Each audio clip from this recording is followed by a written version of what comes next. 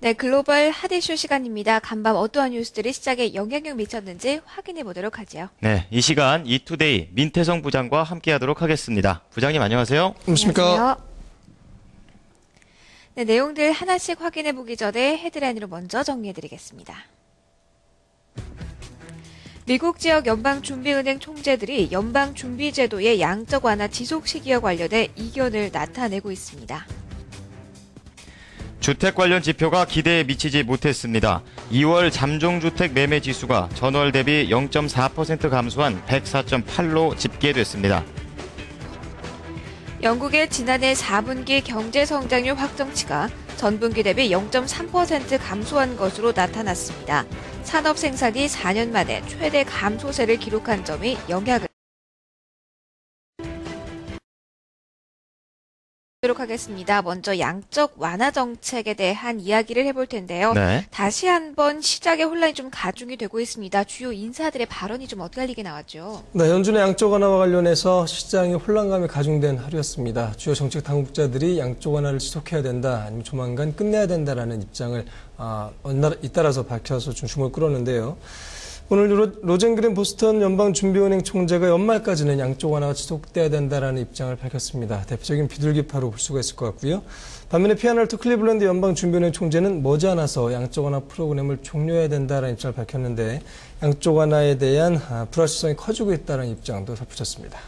네, 그렇긴 합니다만 일단은 그 양적 완화를 지속해야 된다라는 주장 쪽에 좀 힘이 실리고 있다고요.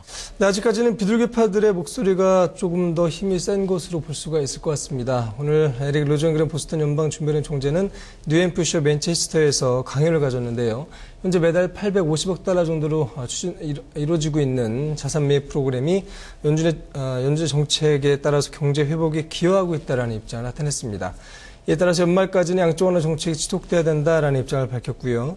특히 최근 지표를 본다면 경제가 일부 개선되는 것으로 보이지만 아직까지 개선 속도는 느리다라는 입장을 나타냈습니다. 양적 완화의 효과가 일각에서 일고 있는 비용보다는 크고 있다라고 밝히기도 했습니다. 네, 양적 완화 지속 쪽에 힘이 실리고는 있지만 이 매파의 의견도 만만치가 않은 상황인데요. 네. 자산 매입 위험에 대한 지적도 좀 나타나고 있죠. 네, 대표적인 매파 의원으로 볼 수가 있겠습니다. 샌드라 피아날토 클리블랜드 연방준비은행 총재가 역시 양적 완화에 대해서 좀 우려 섞인 발언을 내놓기도 했습니다. 오늘 클리블랜드 CFA 소사이어티에서 강연을 가졌는데 경제 여건이 회복됨에 따라서 연준의 자산 매입 프로그램 속도 역시 늦춰져야 된다라는 입장을 나타냈습니다. 경제가 꾸준한 성장세를 보이고 있고 자산 매입의 잠재적인 위험이 아직까지 통제 가능한 수준이지만 노동시장이 개선된다면 양적 완화의 규모와 속도를 늦춰야 된다라고 강조했습니다. 네, 이번에는 이제 양적 완화 얘기 여기까지 하고요. 지표 얘기 좀 해보도록 하겠습니다. 주택 관련 지표가 좀 기대에 못 미쳤네요. 네, 최근의 지표와는 좀 다른 결과가 나왔습니다. 주택 관련 지표가 기대에 미치지 못했습니다. 시장에도 상당한 부담으로 작용을 했는데요. 부동산 중개협회가 2월 잠정주택 매매 지수를 발표했습니다. 전월비 0.4% 하락해서 104.8을 기록하는 데 그쳤습니다. 월간에 0.3% 하락을 점쳤는데 예상보다 하락폭이 컸습니다. 1월 상승률 역시 기존의 4.5%에서 3.8%로 하향 조정됐고요. 지역별로는 북동부 지역의 장정주택 매매가 2.5% 줄었습니다. 남부 역시 0.3% 매매가 감소했습니다. 네, 일각에선 조정 국면에 들어간 것 아니냐라는 우려까지 제기가 되고 있는데 네. 그나마 모기지 신청이 증가한 것은 긍정적인 것 같아요. 네, 미국의 모기지 신청 건수는 전주에 비해서 증가하는 것으로 밝혀졌습니다. 사상 최저 수준을 나타내고 있는 모기지 금리에 따라서 시장의 수요 역시 늘고 있다라는 평가가 나오고 있습니다. 모기지은행협회가 22일까지 일주일 동안의 주택융자 신청 지수를 발표했는데 전주에 비교했을 때 7.7% 상승한 것으로 집계가 됐습니다. 전주에는 7.1% 하락한 바 있었고요. 모기지 시장의 화랑은 전반적으로 이어지지 않겠는가라고 전문가들은 내다보고 있습니다. 자, 이제 미국에서 유럽으로 넘어가 보도록 하겠습니다. 이 영국 경제에 대한 우려가 좀 확산이 되고 있다고요? 네, 영국 경제에 대해서는 실물 경제가 상당히 위축되고 있다는 우려가 커지고 있습니다. 영국의 지난 4분기 경제 성장률 확정치가 공개가 됐습니다. 0.3% 감소한 것으로 나타났는데요. 산업 생산이 4년 만에 가장 크게 줄어든 것이 영향을 미친 것으로 밝혀지고 있습니다. 이로써 영국 경제가 5년 만에 세 번째 경기 침체에 빠질 것이다라는 불안도 커지고 있습니다. 오늘 공개된 수치는 앞서 발표했던 예비치와 블룸버그 통신이 집계한 전문가 전망치와는 일치하는 수준이 되겠습니다. 네, 올 1분기 성적표에 따라서 세 번째로 경기가 추락하는 트리플 딥이 현실화될 전망이라는 점 주의 깊게 봐야 될 것 같습니다. 네. 특히 영국 제조업에 대한 우려가 좀 커지고 있는 상황이죠. 네, 그렇습니다. 영국의 산업 생산이 특히 1분기 2.1%나 줄었습니다. 2009년 1분기 후에 가장 큰 감소폭을 기록했고요.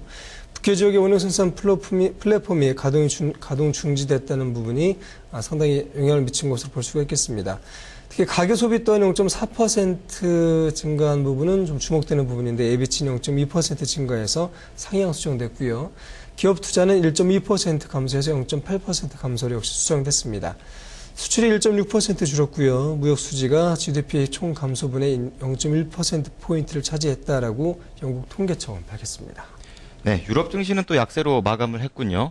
네, 유럽의 주요 증시 내림세를 면치 못했습니다. 영국 증시가 0.2% 하락했고요. 프랑스 증시가 0.1%, 독일 증시 역시 1.2% 밀리면서 장을 마쳤습니다.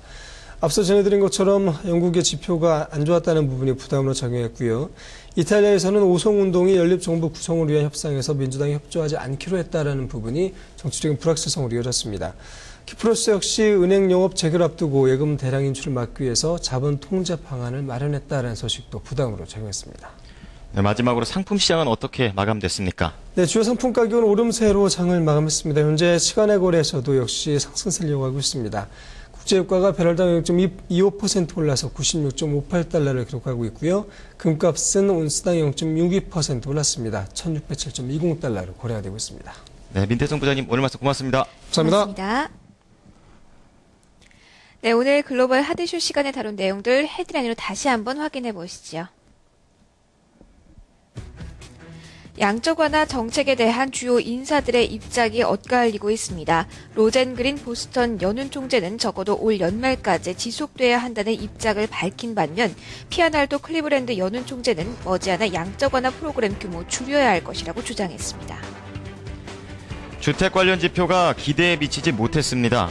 2월 잠정주택 매매 지수가 전월 대비 0.4% 감소한 104.8로 집계됐습니다. 영국의 지난해 4분기 경제 성장률 확정치가 전분기 대비 0.3% 감소한 것으로 나타났습니다. 이로써 영국 경제가 5년 만에 세 번째 리세션에 빠질 것이라는 불안감이 고조됐습니다. 자, 이어서 미국 시장을 움직인 재료들 키워드로 살펴보도록 하겠습니다. 최하나 캐스터가 전해드립니다.